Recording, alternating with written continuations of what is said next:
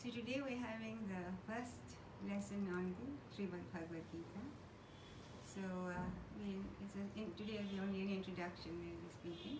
We won't go into the actual verses till tomorrow.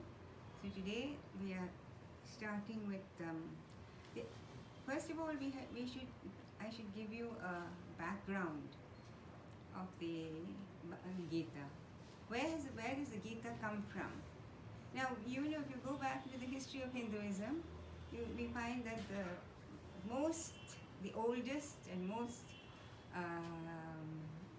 the foundation of this culture of the Sanatana Dharma are the Vedas. Vedas. You know that there are 4 Vedas, and they are the foundation of our culture. From that comes all the other systems of philosophy which we have. All have their origin in the Vedas. So, but the Vedas by themselves, I would rather you don't take notes now. We will follow the ancient Gurukula system. That is Shravana, Manana and Nididhyasana. Meaning to say, Shravana, first of all you have to listen. Now all these Vedas and scriptures I'm talking about were never written down till many, many, many years afterwards. Because there was no paper at that time. So everything is an oral tradition passed on from Guru to Shishya. So they had a methodology of teaching. They used to stay in the house of the Guru. They would go and serve the Guru and get teaching from them, from the Gurus. And they would listen. First of all, you have to listen, Shravana.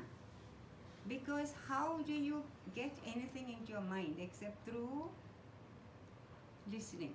Understand?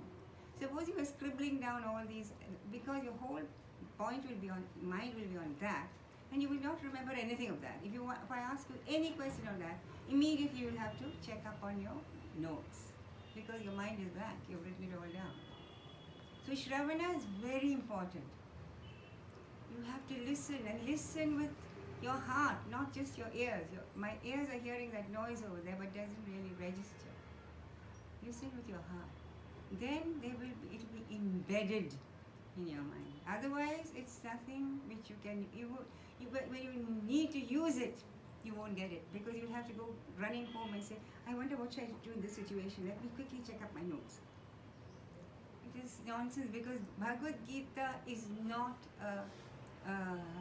kind of purely a spiritual book. It is a spiritual book, it's not purely a spiritual book. As much, it is not meant for just abstract vagaries and theories about what one should do.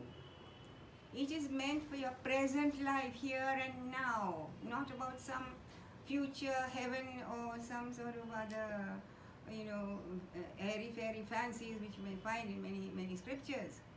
Not for that. It's meant for your present life, this present life.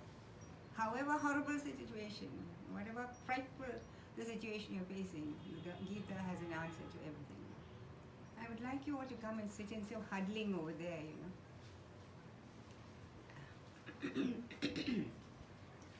So I want you all to listen with your hearts, first of all. Understand? Next, what we have, the next step in the ancient Gurukula system was Manana. Manana means you think over it. What you've heard through your ears, you go home and think about it. What did she say exactly? Yes. Now, I wonder what it's all about. And you make it your own, instead of just somebody talking something and that's it. No, it is meant for your life, not for my life, your life. You understand? So Manana is the second system, second step in this teaching of ancient teaching. Final is Nididhyasana, which is practice. The Gita is not something which by the chanting you are going to get heaven or something like that. No. Most people sit and read the Gita. Every day in the morning they will be sitting and reading the Gita. And they do nothing. Like a parrot, they will keep on repeating all. They know it all by heart. But it's not meant for that. It is meant for practice. It's a practical guide It's a practical guide for daily life. You understand? So it has to be of help to you here and now on this earth, in this situation in which everybody is placed in. It's not meant to take you to heaven or some other place like that. So you have, these are 3 steps are important. You listen very carefully, and then you think over it. And then if you like, you can write down. That's okay. Because our memories are so poor, so weak. We are so dependent on our machines, on our computers and our smartphones are much smarter than we are because they have better memories than we. We have no memories at all. We can't even remember what happened at this time yesterday. So then you can write it down. As a sop to your poor memories, you may write it down. But after that is nididhyasana, that is practice, daily practice in your daily life. These are the 3 steps of learning the Bhagavad Gita or any scripture, Hindu scripture. It's not just taking notes and passing an exam. There is no exam. The exam is something which you give marks to yourself and you judge yourself. And you can find out how whether you pass or not. Nobody else judges you, not even God. Okay. So this is the way we will study. So then I'd like to let you know where the background is important. Background of the Gita is important. So as I said, the Vedas are the foundation of the Sanatana Dharma, and they are 4 in number, but they are written in very abstruse Sanskrit, and they're difficult for most people to follow. And you have to do a thorough, whole lifetime study of them in order to totally master them. And they're still, that's why the ancient people made a whole caste only to study the Vedas, only. That's a Brahmin caste. Only for memorizing the Vedas. If they were not there, we would not have it now even. So that was their job, one job was only to study and memorize the Vedas. Understand? So, after that, Vedic, though it is the background, though it is the foundation, it was not available to the common man. So, after the age of the Vedas, after the Vedic age, we come to the Puranic age. And the sages, who wrote the Vedas, we don't know. We don't know because the rishis are the ones who gave it to us, but the rishis themselves did not claim authorship. They said, we never wrote it. Nowadays, even if you make a small little poem, a small little artwork or something, immediately you write your name underneath because you want them to know that you, the great you, have written it down. They did not care. They did not do it for themselves, for their own self-aggrandizement. They did it for the sake of the world. So nobody knows it. Meaning to say, they said they heard. These Vedic mantras are ever there in the ecosphere, in the whole ecosphere. And they say they heard it. That's why the Vedic portion of known as Shruti. Shruti means that which they hear. Is known as Shruti. So they heard these sounds which are ever existing. And it's available to anyone who has the power to hear extraterrestrial sounds. Ears are very gross, they cannot hear such sound. So they were able to do that. There were 10 sensory beings, we are only 5 sensory beings. The rishis were 10 sensory beings. They could see into the future, they could see what is happening in the other side of the world. They could know everything what is happening everywhere. They had 10 senses. Like we can also see what's happening but we need an instrument. We have a telescope, we can see what's happening in that. But they did not. Their eyes alone were enough for them. Their ears alone was enough for them. Because they had developed them to the utmost which a human being could do. Now, as I said, these Vedas as they stood, they could only be understood by the Brahmins. They could only be used by them for some certain Vedic rites and so on and so forth. So we find if they were the only things that was there for the Sanatana Dharma, it would have perished in due time, just like the other great cultures of the world, like the Mesopotamian and the Egyptian and so on, so on and so forth. So many great civilizations have come and up and gone down because they didn't have backing. The common man did not know about them. There was nothing which the common man could cling on to. So they died an automatic death when that priest class died. It was not a rejuvenating sort of a culture. Here, what happened? After the Vedic age, we had the Puranic age. And the Puranic age are the two great sages, equally as good as rishis, as great as rishis. The two great names are Valmiki and Vyasa. They gave us all the Purana. Valmiki was the author of the Ramayana, which is the first epic poem in the world. The first epic poem in the world. These two are the Ramayana and the Mahabharata are the two great epics of our country. And the Ramayana was given to us by Valmiki and Mahabharata by Vyasa. Now, the Westerners said we have no history. Oh, these Indians have no history, no historical account. Now, the fact is that their history is something which some historian wrote about some kings who reigned long, long ago and about whom they really knew nothing much. These epics of ours are our history. They talked about the living kings of our age at that time. Ramayana is the life of Lord Rama, who was one of the greatest kings of the Ikshvaku dynasty, and Valmiki was a contemporary of Rama. So he knew exactly what was happening. He knew Rama personally. And he wrote about all the kings in that line. It's very beautiful. And it's not that we didn't care really about the dating so much, the date so much, as a fact, what good did they do to the world? How did they help the civilization? That was more important to them. Dates were also given, but not in the way the Westerners date their kings and queens. The dates were given because they were great astrologers and astronomers also. Valmiki, both Vyasa and Valmiki were great astronomers. So he gives the exact configuration of the constellations and planets at the time of the birth of Rama, at the time when he left Ayodhya, at the time when he came back. All these are given. Absolutely. And today with modern, technology and they have, what do you call it? They can, configure the same thing, even though it happened so many times. And they found out this exact date, even according to the modern calendar, what date, exact date and time of all these things, because of the very, very precise astronomical details which were given by Valmiki. Same in the Mahabharata.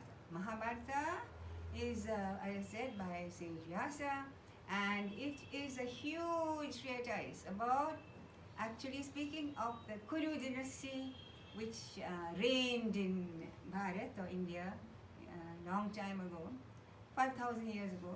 But their kingdom, their capital city of these Kurus was known as today's, Hastinapura. Hastinapura was the name of their capital city. But they also had another city which they made later called Indraprastha, and that is where Delhi stands on. Old Delhi is on the ruins of the ancient Indraprastha. Old Delhi. Today also you can see the fort of the Pandavas, part of which is actually sunk under the ground because so much of time has gone. And the temple they worship is underwater most of the time. But you can actually go and see these things. They're all there. They're all there for anyone. So they are historical events. These are all historical events. Okay? They are not fancies or written by someone who did not live in that time. Vyasa was a contemporary of all the Pandavas and the Kurus and the Kauravas and so on. He was a contemporary. He knew them personally. He interacted with them. So he knew exactly what was happening. not something being written by someone who lived long afterwards and who had no clue as to what just a few dates and the battles they fought was all that they wrote about. But the fact is, our history is very precise, and it is meant to help us in the modern age. If it has any use, if anything has to be any use, it has to have some utility and value for us in this time, just not some story. Otherwise, you might just read a storybook, or something which has purely characters which don't exist anywhere except in the mind of the author, isn't it? A novel, for instance. But it's not, they are not novels, they are really what happened. Our history, this country of this country, history of this country, of all the kings which have gone before us. So that was totally wiped out by the British. They tried to suppress this. They tried to suppress this fact and tell us that this is all mythology, and all these characters never existed, but it's not true. Today, once more, these things are being brought to light. So, the Mahabharata is, as I said, is a huge, voluminous tome containing many, many, many stories and so on. But the main, the story behind it is the story of the Kuru dynasty, and there we have the two sets of cousins called the Kauravas and the Pandavas. Now, this Bhagavad Gita comes in the middle portion of the Mahabharata, the middle portion, which actually Vyasa wanted to show. In the ancient writers, the way they started any book, the way they ended, the way what they put in the middle, all had great amount of meaning. So the fact that he put it in the middle of his great volume shows that great importance which he kept with. But again, it was not brought to light till many years later. In fact, recently meaning at the time of Adi Shankara. I don't know if you've heard of Adi Shankara. He was a great master of the Vedantic school of Advaita Vedanta of Hindu philosophy. So he he came after the Buddha. Historically, he comes after the Buddha. About 300 years before Christ, BC. So he is the one actually who brought out, he realized the amazing quality of this Gita, and he brought it out of the Mahabharata and gave it to us as a book of its own. He was the one we have to thank for having brought it out. Otherwise, in the middle of that whole volume, huge tome, it would have been lost. But he gave, because he realized how important it was. So, it comes in the middle of the Mahabharata. Now, as I said, Gita is unlike other things, like Vedas and so on. The mantras or the sound of the mantras and all are very important. That sound, they act according to the sound. If you just listen to the sounds of the Vedic mantras, it will help you a lot. Or if you repeat them or you chant them and so on, they will help you. Even if you don't know the meaning. Of course, if you know, they all have great meanings, and if you know the meaning, it might help you even more. But the sound, the quality of the sound is most important. Understand? So it's very important that they are chanted in the correct manner. Very important. The Puranas, the Gita on the other hand, even though it's beautifully written and it's a poem, it's a beautiful poem, yet the fact is that it is not the sound that is important, but the meaning. Because it is something which every human being can avail of. The advice of the Gita can be availed of by every human being at every age. That is why 5,000 years after it has been written, it is still as important and growing in importance. Many, many countries have even translated into their own languages because they've realized the importance of the Gita. So it is as important to us today as it was to Arjuna on the battlefield of the Kurukshetra. The battlefield of the Kurus were known as Kurukshetra. It is still, you can go to Kurukshetra, it is about 90 kilometers something away from modern Delhi. So this now the Gita, it is a very strange, one of the first things that you think of when you see the, look at the Gita or read the Gita is, number one, why was this amazing spiritual discourse? Why was it given on a battlefield? Now the battlefield by all means is not a place one would think of giving a spiritual discourse. And Krishna could have given this discourse to Arjuna anytime. They were great friends. They were cousins and friends. Any day he could have asked Arjuna, come on dear chap, come on, I got a few things to tell you. Come, let's go and sit nicely, comfortably in a temple or a palace or in a river bank, and I will tell you a few good things. He never did that. Throughout their life, he never bothered to give him any advice. Suddenly, in the middle of a battlefield, he gives this advice.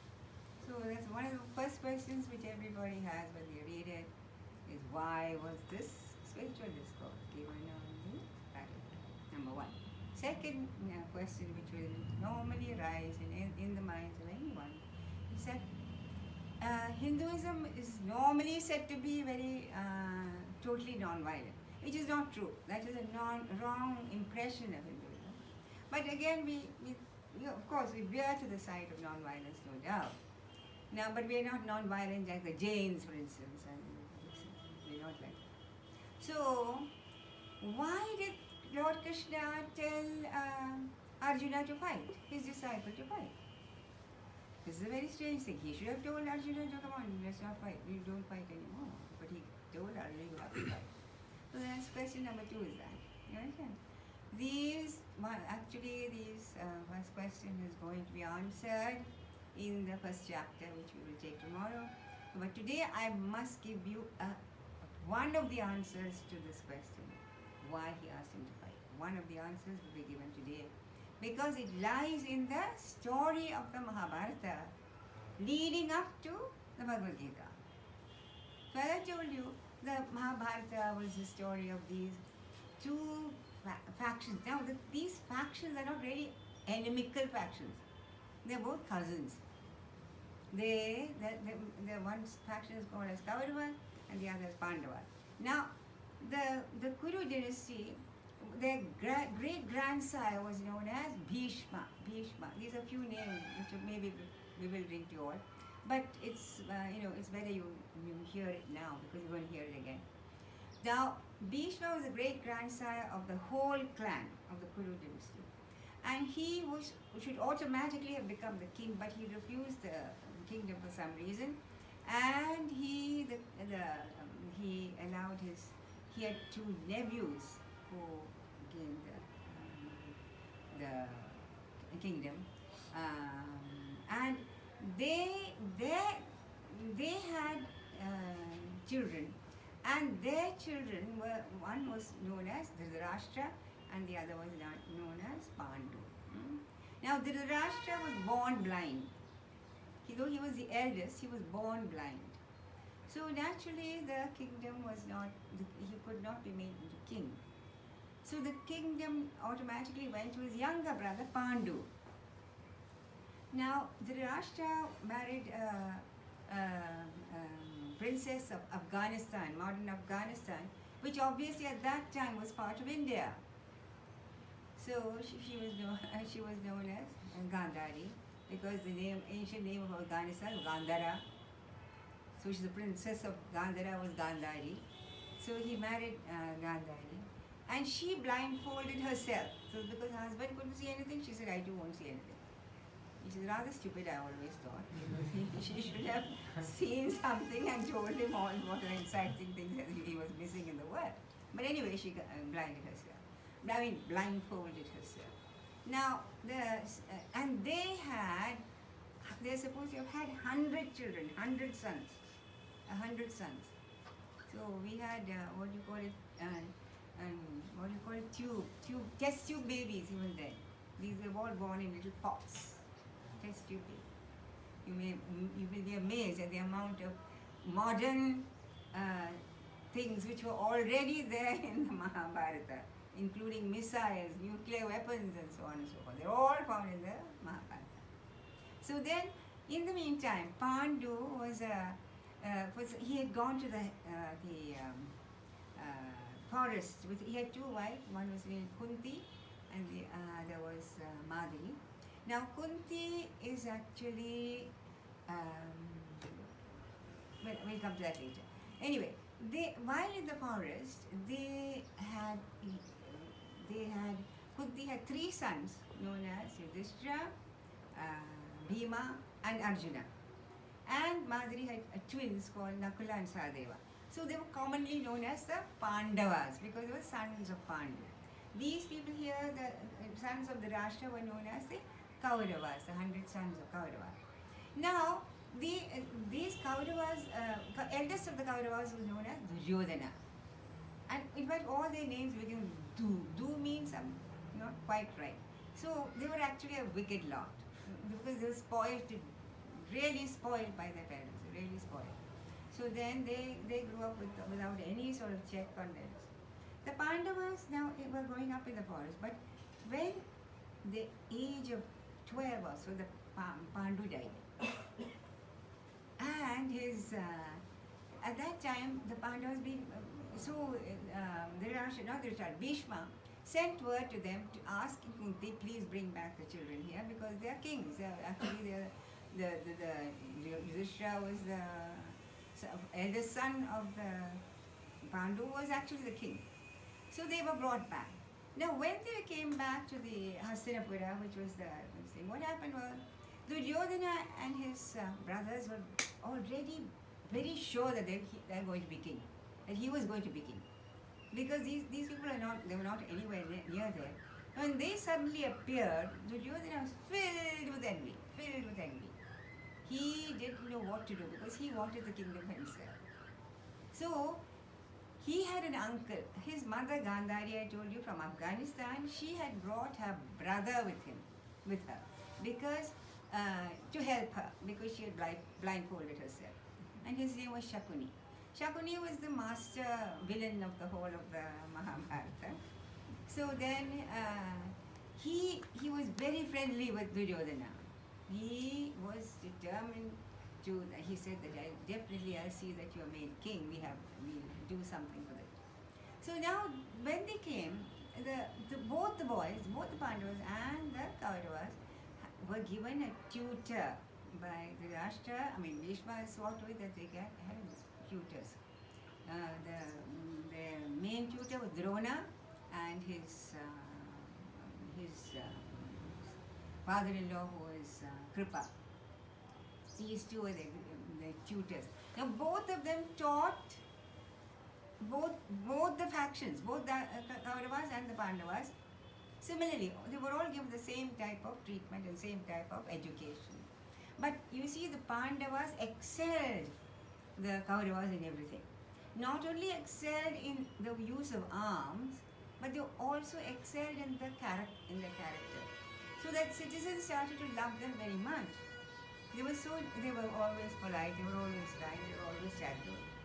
Now, this made Duryodhana and his brothers even more angry and more jealous. So they plotted with their uncle Shakuni and tried to many methods that they should somehow get rid of these Pandavas. Kill them if possible. You see, that was their main aim. So they tried many methods. Especially Duryodhana hated Bhima, the second one of the Pandavas, because actually speaking, both Bhima and Duryodhana very, very similar in nature. They were both huge and filled with anger and violence, always ever ready for a fight. But you see, the Bhima had one good, he was lucky enough to have other brothers who were very, very nice. His own mother who advised him very well. So his violent nature was toned down by this. Whereas Duryodhana always being told things by his uncle Shakuni, so his violent nature became worse and worse. This is why in our culture we say importance of satsang. Satsang means the type of friends you choose, the type of company you keep is very important. Because if you keep on going with drunkards and drug addicts, naturally you will also become one in the end. If you keep on going with people who elevate you by something, you will automatically do. So that this value of satsang is very important. So then the Shakuni made up many methods. they tried to kill, especially Bhima. He hated Bhima, so he tried to kill him by putting into this pit of snakes and tried to poison them by giving, because Bhima was very greedy, so he tried to give him poisoned food and all sorts of things. But somehow, by the grace of God, they were saved. Then he thought of a master plan. He said, "Okay, we will take you to why don't you all go?" That's right. At that time, it was declared when Yudhishthira became 16 years of age, Bhishma decided that he should be crowned as the crown prince, Yuvraj. So he was made Yuvraj, the crown prince. This made Duryodhana even more jealous, even more unhappy, and he was determined that he has to get rid of them somehow or other. So they plotted with their uncle, and they made a beautiful palace in Varanasi, Kashi, They made a beautiful, but the palace, it looked beautiful, but it was actually made out of inflammable material like lac and straw in between and so on. Lac, is that red sort of thing. Have you ever seen that? In olden days, the seals used to be put with that. Wax. It's not a kind of a gum, I think, resin. Lac is called. It's red. Before they used to put seal with that. They will, even letters were sealed with a lac. So it was made out of inflammable material. And it was planned that exactly for 1 year from when they went, some people were given an order that they should set fire to the whole palace. And thus, at one shot, they thought they'd kill the whole Pandavas. Now, the Pandavas also had a very nice uncle. His name was Vidura. He was a very, very wise man, very wise. So, he knew he was actually Prime Minister to the, Dhritarashtra at that time was, before Yudhishthira was crown prince, Dhritarashtra was sort of a Namke Vaste king at that time. So he was Dhritarashtra's Prime Minister. And Vidura told them about this plot. So what he did, Vidura made a tunnel under the palace which led to the forest outside. And he told Bhima that look, on such and such a day, exactly 1 year from now, they're going to set fire. You should on that day, you can set fire to the thing yourself and escape from there. So they agreed. So they lived 1 year there, and on that day, Bhima set fire. Their mother was also there. Kunti, their mother, was also with them. So they set fire to them, and they escaped through the tunnel. Now, of course, when Duryodhana also, they all said crocodile tears and said, poor Pandavas, so sad, they're all dead. But of course, they were very, very happy about the whole affair, so they were rejoicing. Now, what happened? The Pandavas, they went into the forest, and there they had many experiences. And then, it was at this time that Lord Krishna came into their lives. Krishna was born a few days before Arjuna. They were very close to each other in the village called Gokula in Vrindavan. Maybe you've heard of Vrindavan, where Krishna was. So he was born there, and he was actually related to the Pandavas because his mother Kunti was, his father was Vasudeva's sister. So they were actually first cousins. Anyway, that doesn't bother us now. But the fact is, he came to their life at that time, and then he heard that at that time Swayamvara of the princess of Panchala, who was known as Draupadi. Panchala is modern Punjab, the land of the 5 rivers. So she was the princess of Panchala, her name was Draupadi, and her father Drupada was holding a Swayamvara. Swayamvara, all these names were difficult for you, but Swayamvara is when a bride is allowed to choose her own husband. In those days, the princesses chose their own husband. Everybody wanted to marry them, not like today when nobody tries to put the gun on somebody's head. They don't want to marry one. But they were all keen because all princesses were beautiful, of course. So, so they all wanted to marry them. So now the thing was, Draupadi was, at the beginning he had no son. So Draupadi was brought up as a boy. She knew all she was an expert in archery. She could, horseback, everything. She was great. She was a wonderful woman, very strong. Now she was very beautiful, and everybody, so they arranged. He arranged Swayamvara. But he made a stipulation. He wanted her to marry someone who is worthy of her. If she is such a great warrior and she marries a kind of a coward, it would not be a very happy marriage. So he wanted her to marry someone worthy of her stature.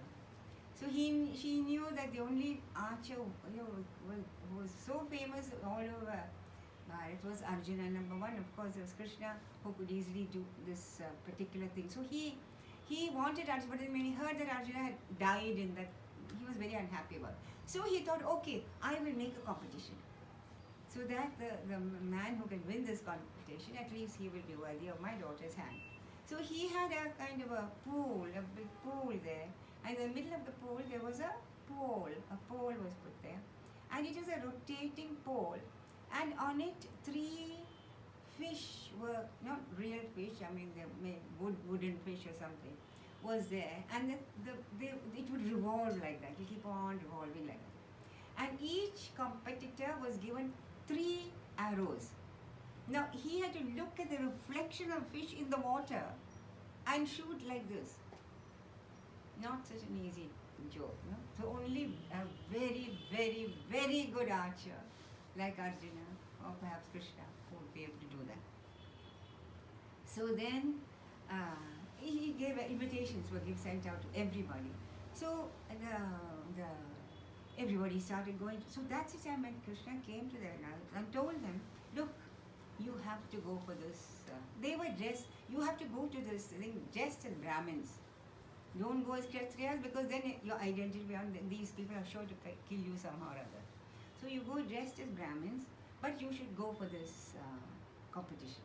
And somehow Arjuna should win Draupadi, because that's your only hope of getting an army to conquer or a bartering stand by which they can ask for this thing into the power. So he went, they all went. Now, when the time came for it, now the Krishna, along with Krishna's the clan was known as the Yadava clan. Now the Yadavas had many archers who were very, very capable of it. So, but he had told all of them, you are not to take part in this competition. So they were there. Then Duryodhana and all his pals were there. 100 brothers were there, and many were the king of Magda, Chedi, and so many. All these big. Small, the whole of India was made these little camps like that, small states. So they all were there, all ready to, hoping that they can win the bride. So then, one after the other, these people went and they lost. They became more and more angry. The Kshatriyas, they were the Kshatriyas, the ruling classes.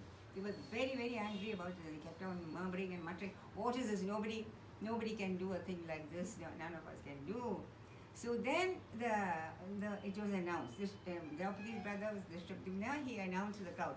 Now the Kshatriyas have given up. So would anybody amongst Brahmins or whatever who would you like to try your skill? Immediately Arjuna got up. He jumped forward and tuck, he brought the whole 3 fish down. Immediately Draupadi came with a garland and garlanded him. And immediately big rumpus all over. Everybody said, no, we cannot have a Kshatriya princess be married by a Brahmin, and this and that. They shouted and shouted and shouted, and they all came forward to try, and this is usual in all Swayamvaras. There would be big hue and cry when somebody got the bride, others will try and say no, and they'll all start shouting and fighting. So Bhima very quietly told Arjuna, take her and go.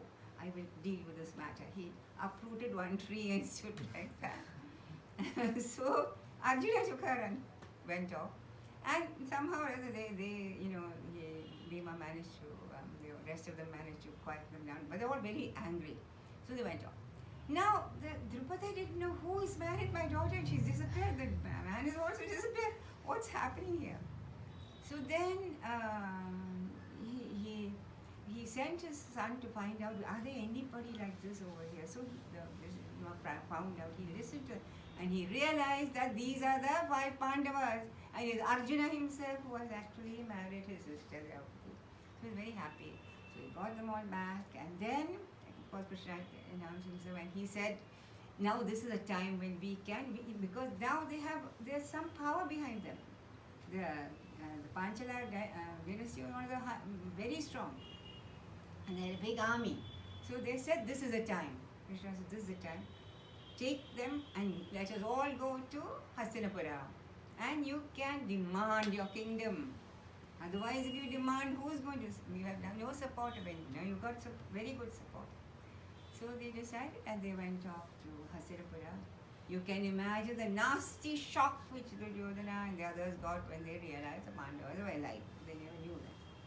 And then, of course, bigger shock when they started this thing. He is a lot of problems. Then Duryodhana refused again and again. He said, no way I'm going to give up my kingdom to this man. At last, some sort of arrangement was made, and they decided to divide the kingdom. Half the kingdom would be given to the Yudhishthira and the Pandava. And they gave a site, which is now modern Delhi. At that time, it was a forest. It was a total forest inhabited by asuras and rakshasas and wild animals and so on. So they said, but Krishna said, never mind, take whatever you go. Don't make an argument now. We will do. So they took it all, and they went, and of course they, with the help of Lord Krishna, they cleared the forest, and they made one of the beautiful cities known as Indraprastha, on which old Delhi, as I told you, old Delhi is on the ruins of the old Indraprastha. So it was a wonderful city. Now, after that, after Yudhishthira became a very great king, because he was a very lovable man. He was not he loved everybody. He was, he's known as Ajada Satru, meaning he was no enemies.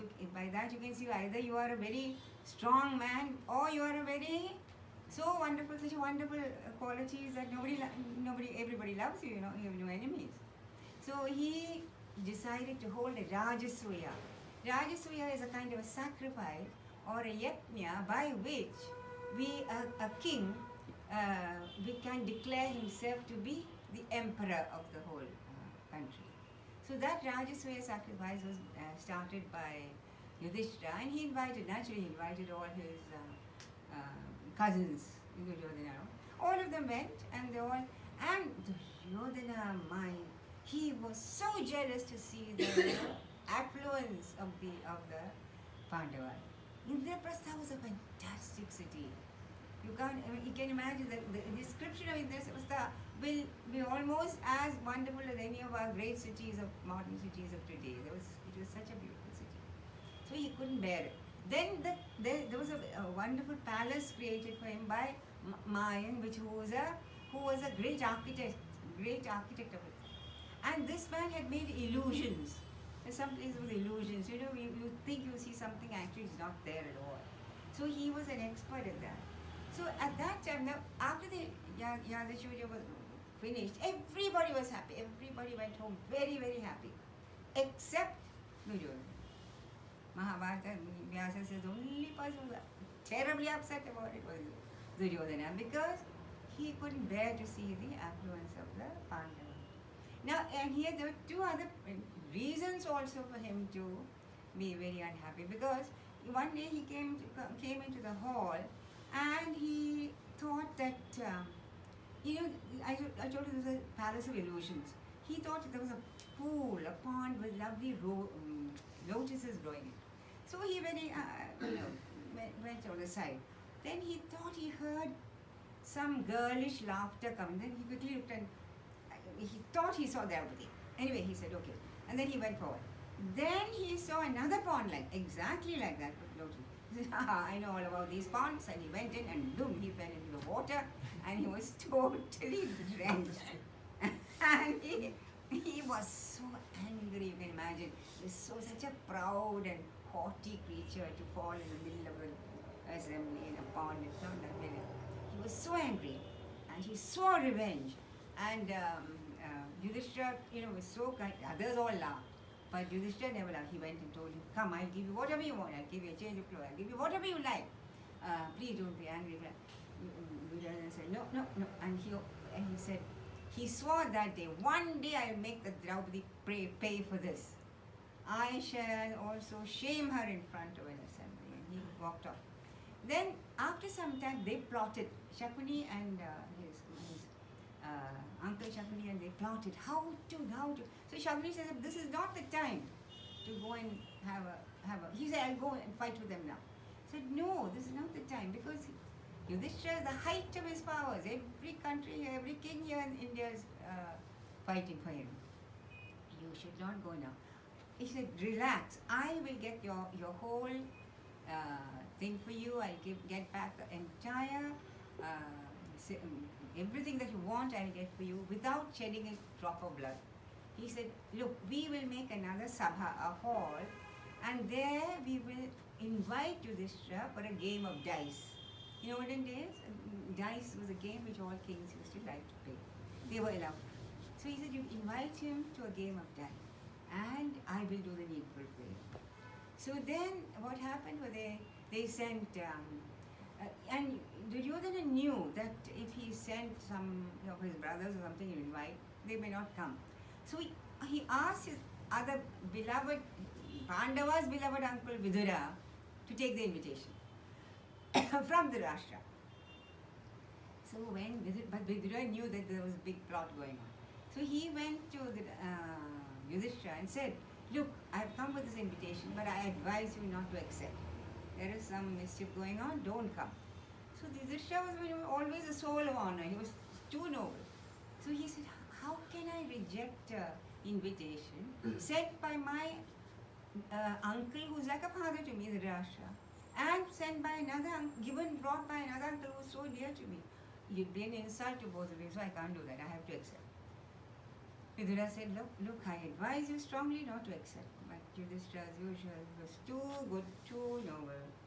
So they decided to accept, and they all set out in 5 golden chariots with Draupadi and the mother, and all of them set out in great style.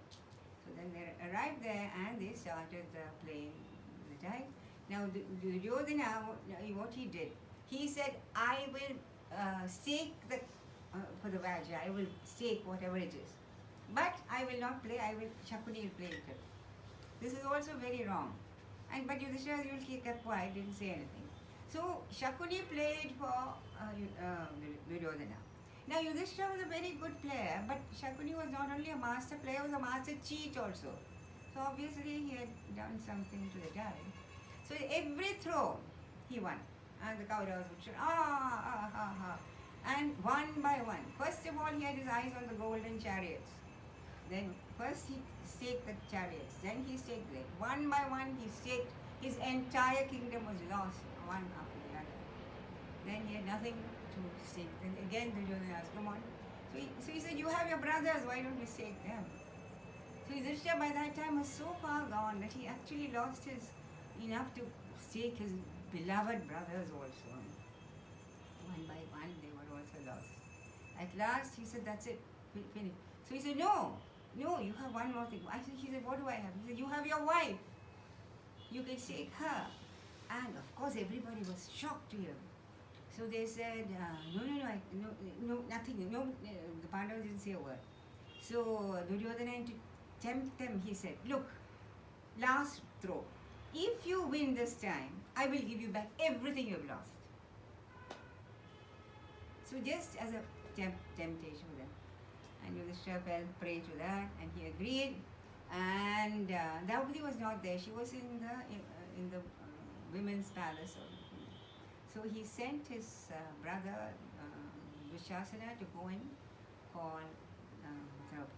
Now Draupadi was not an ordinary woman. She was a very strong and very, she knew everything. So he said, who asked you to come there? Is it my husband? Who asked him? So he said, then she said, he said, your husband is asking me. So she said, did my husband stake me before or after he lost himself? Because he staked each one of them, including himself.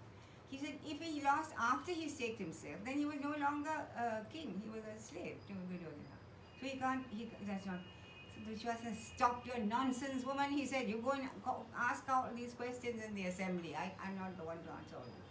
So even though she refused, when she refused, he actually pulled her by the hair, just said, and took her to the assembly and threw her in front of the huge assembly. You can imagine the shocking state. Everybody was shocked. Then, you see, Duryodhana said, now all these Pandavas and this woman are my slaves. So take off the crowns and take off the royal... so all the 5 of them took it off and cast it up. So then take off that sari, her clothes from this woman. She is the slave of my wife. Again, there was shock silence. Nobody, there was Bhishma was there, Drona was there, Vitapa was there, all the elders were there. Nobody said anything. So Dushasana started to disrobe Draupadi. He took hold of her sari and started pulling and pulling. Draupadi, immediately she went to all the elders and said, tell me, did my husband take me before or after he lost his... What are you all sitting by? What is it? Look at this nonsense. It's so many people sitting in. None of you can, you're all allowing such a terrible adharmic act to take part in this assembly. So nobody spoke. That was a strange thing. Everybody sat like this, didn't even look at her. And Dushasana grabbed hold of her sari and stuff. And she looked at her husband, and her husbands also were sitting there. And then she realized that this is one of the most important, most poignant scenes in the whole of the Mahabharata. Because when Draupadi realizes that she, even though she's such a strong woman, there's nothing she can do to help herself. Neither the husbands, nor the teachers, nor people whom she depended on all her life. There's nobody to help her. Only person who can help her is God Himself. She realizes that. And so long she was doing this, trying to hold herself out. At that time she just gave up and she lifted her hands up to the heavens and said, Ha Krishna, Yadava Vasin, Kwasi Yadava Nandana, Imam Avastam Sampraptam, Anadam, Kim Karishyasi, she said. She said, oh Krishna, you are the Dwaraka Vasin, you are a dweller of Dwaraka, you are staying in your city of Dwaraka when I am in such a terrible state, your devotee, I am in such a terrible state. Have you made me to an orphan here? I have nobody to help me. This is one of the, as I said, one of the very important parts of the whole of the Mahabharata. And it said, of course, Krishna immediately responds to her plea. And it is said that Dushasana kept on pulling and pulling and pulling and pulling and pulling. And the cloth grew up higher and higher and higher and higher. And Draupadi did not know anything. She was just saying, Ha Krishna, Ha Krishna, Ha Krishna. And Dushasana, this huge, big, fat bully that he was, he became very tired. He eventually he collapsed. And still she was singing Krishna, Krishna, Krishna. So the whole of the assembly was shocked by this. They all came to her and Bhishma said, stop it, this is enough. We cannot continue with this anymore. You have to release them, you have to give them back. So Duryodhana said, what nonsense is that? Have I ever heard of a king having lost his possessions and asking for it back? I certainly will not give back anything which I have got. They are my slave. So there are a lot of haggling and quarreling going on. Eventually it was decided, Duryodhana agreed that he would give, first of all he said they have to go for 12 years to the forest. They have to be there for 12 years. After that, 1/13th year they have to spend incognito in some city, in some important city. And if the Duryodhana spies would find them out in that 1 year, they have to repeat the whole thing all over again. So he said this is a foolproof scheme. They'll never be able to do that. So then he said, if they come back after that, I will give them half the kingdom. Which belongs to them. That's all. I agree to that. So, everybody, they had to agree there. They had no other option but to agree. So, these people, 5 Pandavas along with their wife, they go out of the palace. The difference between how they came in, how they go out is amazing. They came in as kings and with all finery and this and that. They go back without anything, absolutely. But before they go, all the Pandavas take oaths, terrible oaths. All of them say, Bhima said, I will kill Dushasana with my bare hands. I will rip open his chest, and with my bloodied hands, I will tie up Draupadi's hair. Each one of them said, I will kill Shakuni. This one said, Nakula said, I'll kill this one. All of them. So they were all shocked. That's why when Rashtra agreed, give them half the kingdom, half the kingdom. But Duryodhana was determined and said 12 years in the forest and then 1 year incognito, only then they get their half the kingdom. So it was agreed, and you see this is another lesson with the Mahabharata, that even though you're the greatest king in the world, it does not mean that you will keep up your status all your life. You don't know when and how your whole, this thing of your life might change. So that contrast is shown there when they all curse, their curse after curse the Kauravas get. And these people slowly come out. The only person who stands for them is Vidura. Vidura walks out. Vidura says, I'm getting out of here. I'm not going to take part with these people who are so wicked and so. And he prefers to go and stay in a hut outside. So the Pandavas need to say, I'm just saying, because the very important aspect of this Bhagavad Gita, the Pandavas go to the forest, they finish their forest thing, then they went and stayed in the city of Virat, a king, where they stayed for a year incognito. But at that time they were, they at the end of that year they allowed themselves to be seen, and there were stories that we won't go into that, we don't have time. But then they decided now it's time to go in. That Virat, the king said, he gave them a little village actually, to town, and told them, you stay here and let us make plans. And because it's possible that Duryodhana will not give back, he never keeps his word. So we have to send an ambassador. So they sent a couple of ambassadors, which Duryodhana did not agree. Then they used to ask Krishna himself to go as ambassador. That's another wonderful part in the Mahabharata, when Lord Krishna goes as ambassador to the Pandavas to the Kuru dynasty. He goes there, and then Duryodhana had planned, he wanted, because he knew if Krishna sided with the Pandavas, then they would certainly win. So then he thought somehow he has to get Krishna on his side. So he had planned a great feast and this thing and all for him, and kept everything ready. And he actually even went to meet him and all that. Krishna refused to go to his palace and went with Vidura to his little hut, a small little hut Vidura staying. He said Duryodhana was mad. He said, why did you refuse? Minus, he said. So he said, this thing, I'm the banquet and golden plates planned for you. And you go and sit there and eat on a leaf. What's wrong with you? So Krishna said, there are only two ways in which one should eat from another person's house. One is if you are asked with love. The invitation is given with love. Second is if you are famished, no food for days. Then also, these are the only two times you can eat from another person's house. And neither of this two is true for me. Neither am I famished, nor have you called me with love. So I would prefer to go to the house which food is given with love. So Duryodhana again was mad about it.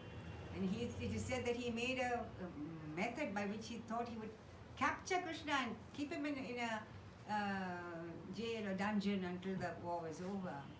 But then Krishna goes, next day he goes to the court and he tells Duryodhana all the things which are going to happen if a war comes. And he says, you will be blamed for being the destroyer of your clan. Because this is a terribly adharmic war which is going on. You will be known. So please stop it now. Yudhishthira is agreeable to any sort of this. Yudhishthira already told him, I'm agreeable to any deal that you might make with him. So Duryodhana refused everything. Then Krishna says, Duryodhana agreed that you give him only, him and his five brothers, give them 5 towns. 5 towns. So Duryodhana said, of course not. So he said, I'll give him 5 villages. Duryodhana said, no way. So he said, I'll give them at least 5 palaces. So Duryodhana said, stop nonsense, bartering with me like this. I'm against all giving at all. I don't like to give, full stop, that's all. I won't even give them 5 pinpoints of land. Not even 5 pinpoints of land. Go and tell that coward, if he wants his land, he has got to fight for it. And immediately he declared war. He said, I'm declaring war on the Pandavas. So what could they do? So then Krishna goes back and immediately they start preparations for war. So Duryodhana in the meantime are already prepared. So you see that time, usually when in a war, they're enemies and they'll have their own relations. In this case, all the kings were related to both sides equally. So then the kings decided amongst themselves, whoever approached them first, they will help that side. Duryodhana had already thought about this long before. Even while Yudhishthira was trying to barter and bargain for peace, Duryodhana already started preparing for war. He had already approached all the kings and he had already got quite a few akshaunis or brigades already. Then only these people had. Now, it so happened, now the Yadava army, with the Yadavas, I told you, the tribe of Krishna, they were in Dwarka, so Duryodhana decided, I must quickly go and try and get Krishna somehow or other to my side. Because it said that whoever king approaches first, they will go. So I have to quickly go there before the Pandavas go. So Duryodhana went. Somehow it happened, Arjuna also at the same time. Now Duryodhana went, and Krishna of course was sleeping. We don't know really he was sleeping, but he was lying on a bed and he had his eyes closed. Then there was a chair kept on the foot of the bed.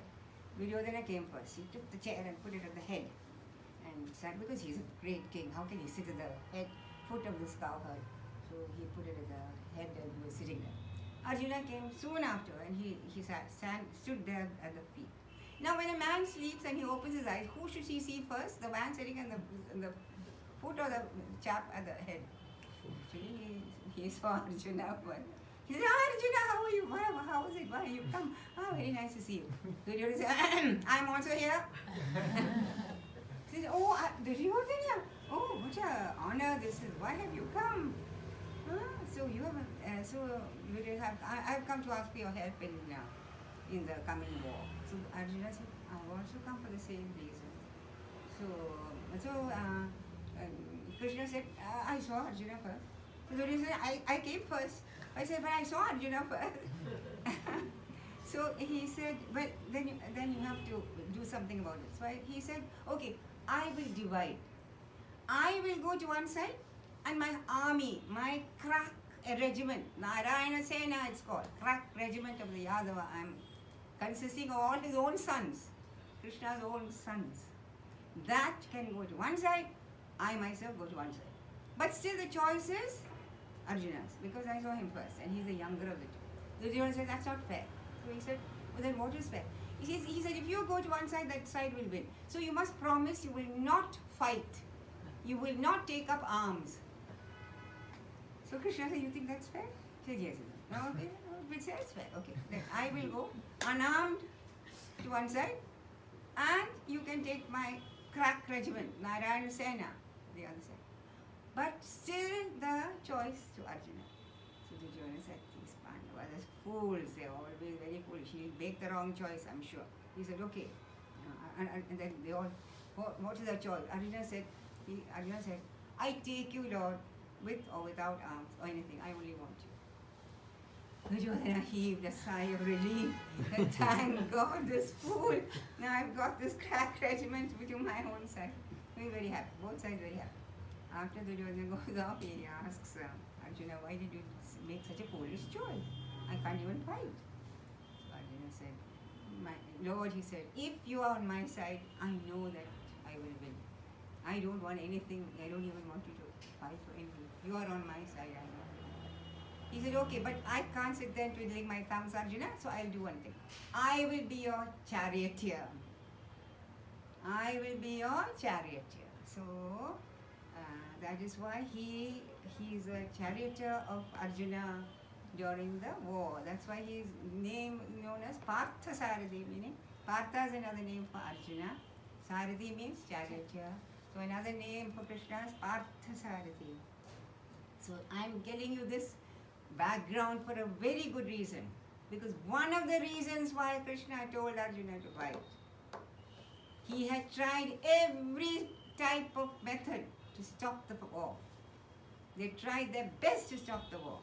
You understand? But having tried that much, if they are still determined to fight, it is not dharmic to lie down quietly and let them chop you down to little bits.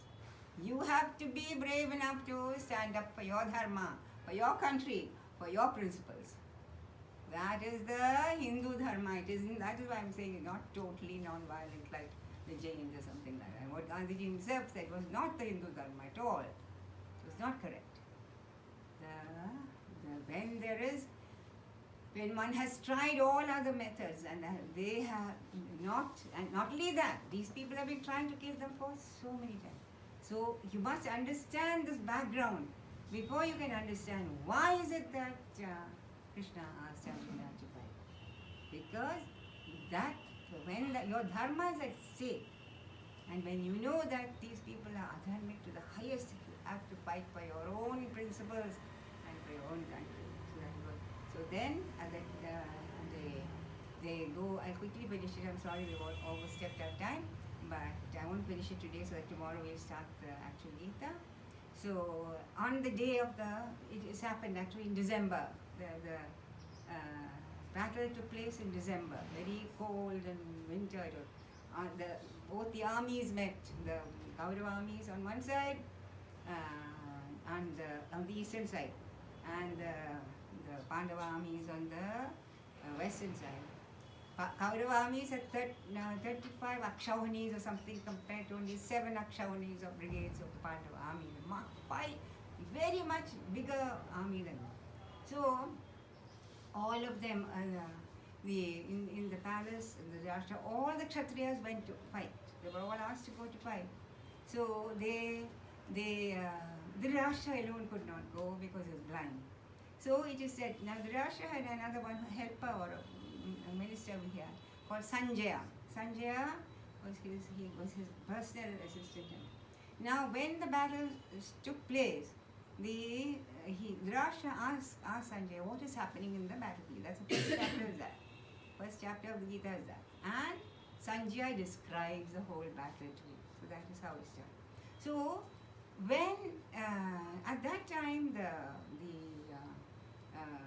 the two formations are there, and at that time Arjuna tells Krishna, please take my chariot to the middle portion of this, because I want to see in what vyuha formation, they have battle formations, arc, and then there's an arrow and something like that. What is the formation that there? So please take me there. So Krishna goes and stops in front of Bhishma and Drona and not in front of Duryodhana. That is the beginning of the Bhagavad Gita, and that is how the whole that we will take on the next chapter. Before that, a lot of details are given how the battle is there. That time he stands among. That is the start of the Bhagavad Gita. So we have got the whole background of how the Gita is, and you can understand that why he asked him to fight, because it was something which is so necessary. Okay, so we will stop today, and at the same time tomorrow, 10:30 tomorrow.